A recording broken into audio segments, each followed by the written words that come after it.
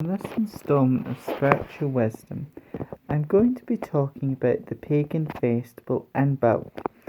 Now, as we get out of January, there are 8 major festivals which are celebrated in neo-paganism, modern paganism, and these festivals are celebrated within the neo-pagan religion of Wicca.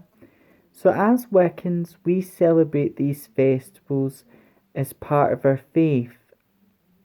And the festivals we follow, this falls under the category of the Wheel of the Year. And there's 8 major festivals, and each festival marks, it's celebrated on a specific month, but each festival marks a type of season. So things like the summer solstice, that's celebrated on the 1st of June. Not the 1st, sorry, the 21st of June is when the summer solstice is celebrated. Just like some of the dates and months will be the same, like Halloween, for example. The name Halloween is Christian, but the symbolism you see at Halloween is all pagan, things like the jack-o'-lanterns, things like that. But the festival Imbolc is celebrated round about February 1st, and then it finishes at February 2nd on sundown. Now, what does the word Imbolc mean? This sort of means milk of the belly. So it's a festival which, lambs would be looked after at this time. It's many farmers would light sacred fires to bless their cattle, to bless their fields, and a lot of butter would be made at this time. So it's a festival that's very much celebrated with things like butter, milk, and also the word Imbolc, people think of it for different things, but it does mean things like milk of the belly, and that could, again, it's got a lot of elements of fertility involved in it, Imbolc. Now, so again, Imbolc is also known as Bridget's Day because this festival has a strong connection with the goddess Bridget. Most pagan festivals are also fire festivals.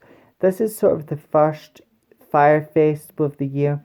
Now, Imbolc it doesn't mean spring's here, but Imbolc, what it reminds us is spring is coming, spring is on its way. And we start to see the first flowers of spring round about this time, and this is things like the snowdrops and the crocuses. And these are types of things which are associated with Imbolc.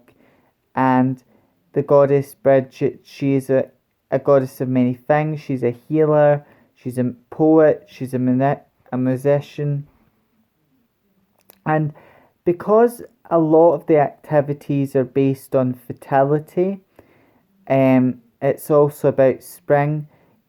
People in ancient pagans at this time would probably clean out their fire and relight the fire and keep the fire burning all throughout those 2 days, or they would keep it burning all night in honor of Bridget. But if you don't wish to light a fire, you could get a fancy candle holder, like a natural candle holder, like a pink Himalayan salt lamp, or some crystal candle holder.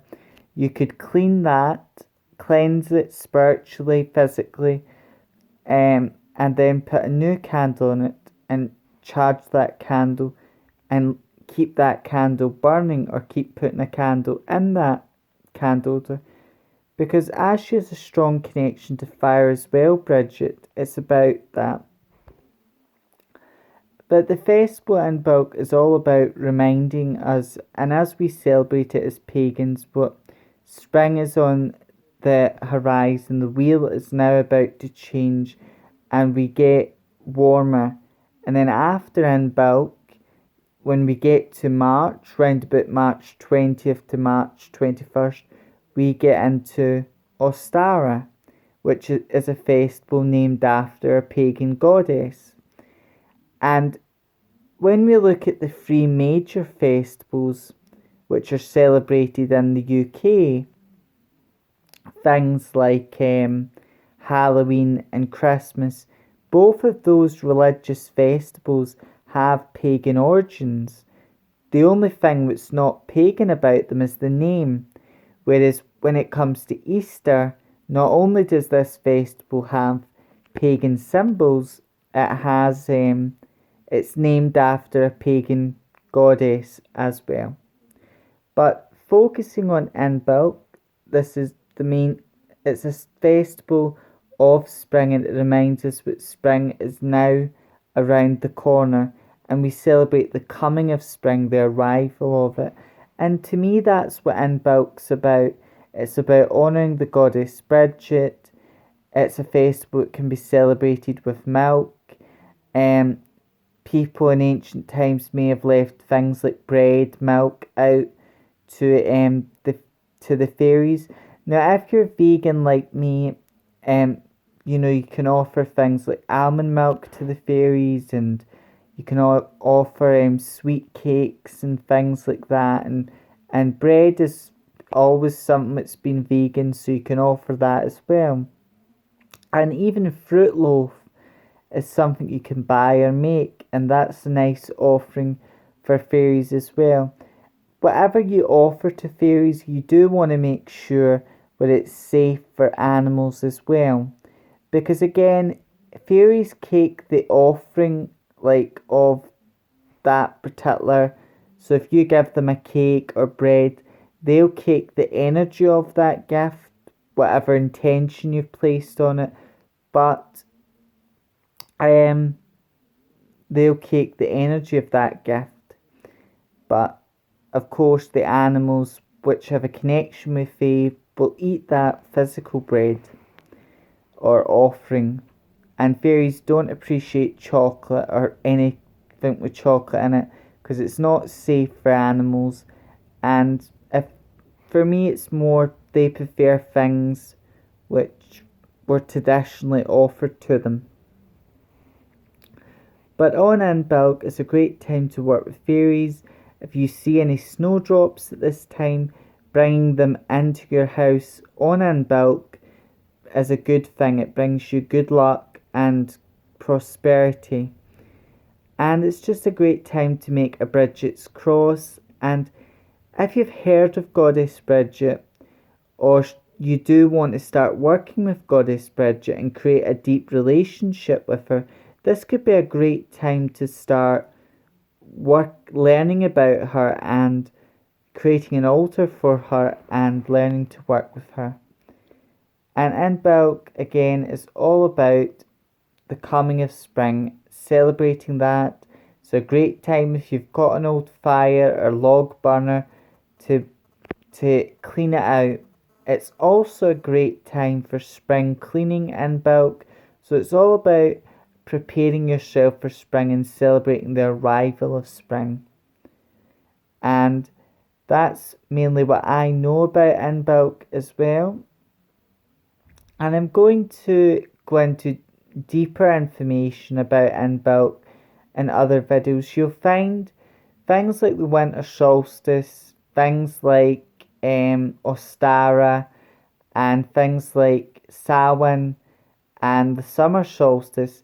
These 4 festivals are easier to get information on and a lot easier to find information on and talk about, because they're so similar to other festivals what we've got on. And again, the great thing about Imbolc, though, it's a festival but it's 100% pagan. Only the goddess Bridget, if the Catholic Church sort of has adapted this goddess into what we also known as Saint Bridget as well. And as I've said, I've got no animosity towards Christianity or any religion, but it can't be denied that the people of the church and power in the past have, made some pagan symbols out to be evil. Like when it comes to the horn god, they couldn't really make him into a positive figure because he's not their version of God. It was the pagans' original version. And things like decorating the home with greenery and holly, like we see at Christmas time or Easter, things like eggs and flowers, these are pagan symbols. So if the Catholic Church can't really adapt something or make something into a good thing, they'll adapt it and make it into an evil thing. And we see a lot of that's happened in the past to make it easier for the pagans to convert. But that's another topic. It's another topic. But I'm just trying to keep it very basic and share what I know about Imbolc, and that is it's a festival that's coming up very shortly. What I like to do within my temple on Imbolc is light a lot of candles. So I may show you on the 2nd of February when I celebrate, if the temple's bright enough, what it looks like then, and tell you a little bit about what I'm doing for Imbolc. But it is a great time just for celebrating spring and for spring cleaning and honouring the goddess Bridget. But until next time, may meet, may part, may meet again.